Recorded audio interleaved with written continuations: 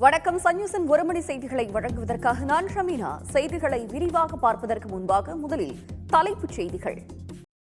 கடந்த 3 நாட்களாக பெய்து வரும் கனமழை காரணமாக மன்னார்குடி பகுதியில் கிருஷ்ணகிரி மாவட்டம் தேன்கனிக்கோட்டை அருகே முகாமிட்டிருக்கும் யானைகளை காட்டுக்குள் விரட்டும் பணியில் வனத்துறையினர் ஈடுபட்டு வருகின்றனர். இது பற்றிய தகவல்களை செய்திகளில் தொடர்வது சிறிய இடைவேளை.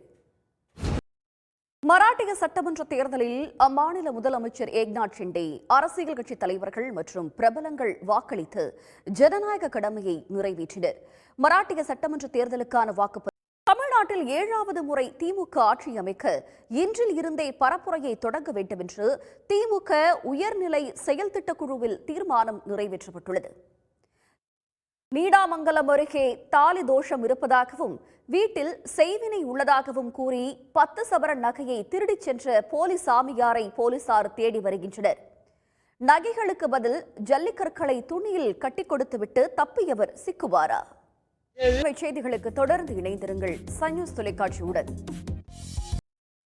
வணக்கம். சன்யூஸின் 3 மணி செய்திகளை வழங்குவதற்காக நான் ஷமீனா தினேஷ்குமார்.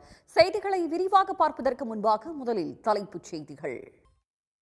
மகாராஷ்டிராவில் சட்டமன்ற தேர்தல் வாக்குப்பதிவு விறுவிறுப்பாக நடைபெற்று வருகிறது. மும்பையில் அரசியல் தலைவர்கள், திரைத்துறையினர், விளையாட்டு வீரர்கள் மற்றும் தொழிலதிபர்கள் ஆர்வத்துடன் வாக்களித்தனர். தமிழ்நாட்டில் 7வது முறை திமுக ஆட்சி அமைக்க இன்றில் இருந்தே பரப்புரையை தொடங்க வேண்டும் என்று திமுக உயர்நிலை செயல் திட்ட குழுவில் தீர்மானம் நிறைவேற்றப்பட்டுள்ளது. சென்னை செய்திகளில் தொடர்வது சிறிய இடைவேளை. மதுரையில் டங்ஸ்டன் சுரங்கம் அமைக்க வேதாந்தா நிறுவனம் விண்ணப்பிக்கவில்லை என்று விளக்கம் அளித்திருக்கும் தமிழ்நாடு அரசு ஒன்றிய அரசு அனுமதித்த பகுதி எது என்று ஆராய்ந்து வருவதாக தெரிவித்துள்ளது.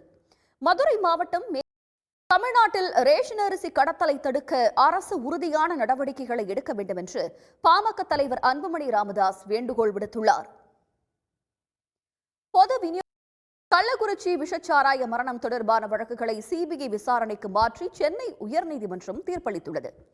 கள்ளக்குறிச்சி கருணாபுரம் பகுதியில் கடந்த ஜூன் மாதம் விஷச்சாராய நீடாமங்கலம் அருகே தாலி தோஷம் உள்ளதாகவும் வீட்டில் செய்வினை உள்ளதாகவும் கூறி 10 சவரன் நகையை திருடிச் சென்ற போலி சாமியாரை போலீசார் தேடி வருகின்றனர். நகைகளுக்கு பதில் ஜல்லிக்கற்களை துணியில் கட்டிக் கொடுத்துவிட்டு தப்பியவர் சிக்குவாரா? 5 மணி செய்திகளை விரிவாக பார்ப்பதற்கு முன்பாக முதலில் தலைப்புச் செய்திகள். இனி விரிவான செய்திகள்.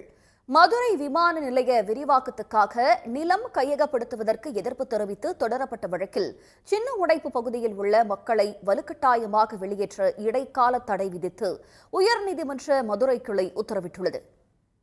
கள்ளக்குறிச்சி விஷச்சாராய மரணம் தொடர்பான வழக்குகளை சிபிஐ விசாரணைக்கு மாற்றி சென்னை உயர்நீதிமன்றம் தீர்ப்பளித்துள்ளது.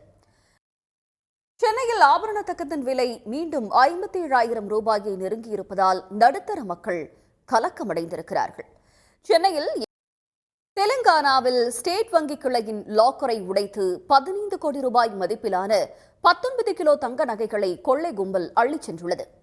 இரவு காவலர் இல்லாததை பயன்படுத்தி கொள்ளையடித்த கும்பல் சிக்குமா? செய்திகளில் தொடர்வது சிறிய இடைவேளை.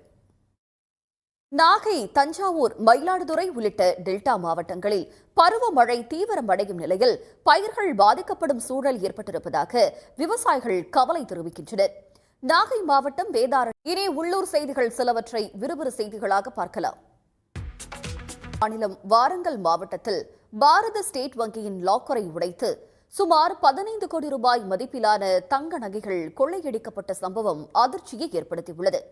வாரங்கல் மீதான நடவடிக்கைகளை எடுக்க வேண்டும் என்று பாமக தலைவர் அன்புமணி ராமதாஸ் வேண்டுகோள் விடுத்துள்ளார்.